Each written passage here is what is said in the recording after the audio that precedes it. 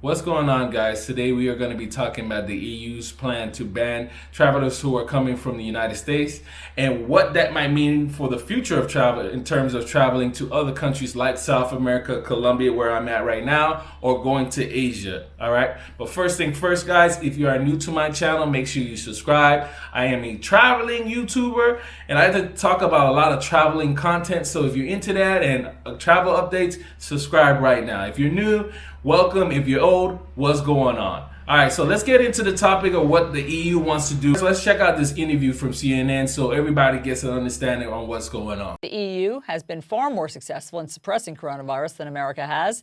The U.S. is outpacing the world in terms of the growth of the outbreak, with 25% of total cases and deaths, but just 4% of the global population. CNN's Richard Quest joins us now. So, Richard, the tables have really turned. Yes, it's embarrassing for the United States, but the government shouldn't be surprised by this. In the last hour, you've been talking to experts in Texas that have been pointing out just how the numbers in the United States are seemingly rising once again out of control. And what the EU has done is put together a list of countries where the rate is as good or better than the EU, and they will be allowed. If the rate of growth, or the trend of the 14-day trend, is worse than the EU, then you won't be allowed into the European Union. And so that means countries, for example, like Russia, like Brazil, and yes, like the United States, will face an indefinite ban, reviewed every 2 weeks until they meet the same standards and levels as the EU. They've been quite open about this, the EU. They're not messing around. They recognise that their hard work will not be undone by allowing other people in. All right, guys, just to let you know, the EU has to vote collectively to make this ban official, but you're talking about 28 different countries that have to vote.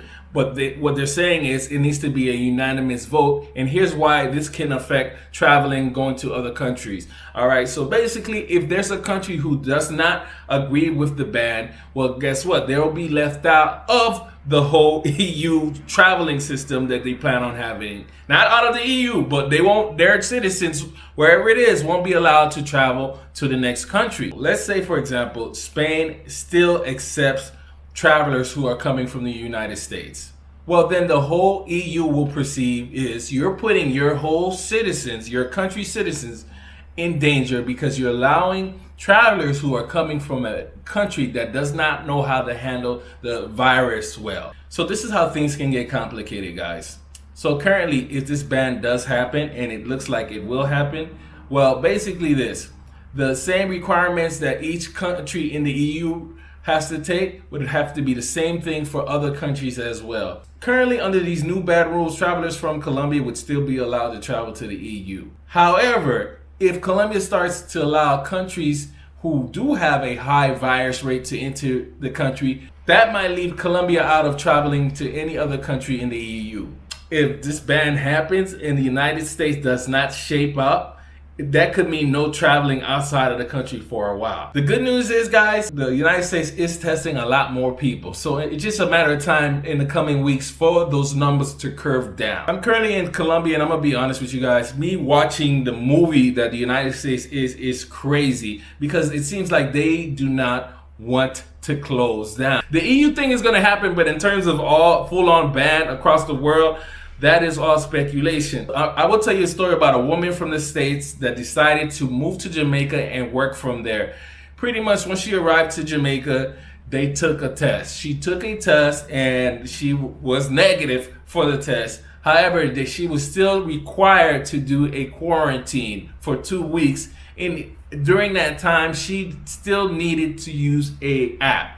I will call it the beverage app, but you know what I'm talking about, okay? This app. It's an app on your phone, and I guess it's there to just keep a track on you. So these are the things that they're planning on doing when it comes to travel. Because of that, I want to talk to you about what procedures Colombia is planning on implementing when it comes to travel. Early June, the government of Colombia announced that they would allow domestic travel provided companies would follow biosafety measures. So we'll go over these measures to give you an idea of what you might be going through if you get into this country. All right, for those who are wondering, they still have not given official dates on what flights are allowed to travel domestically as of today.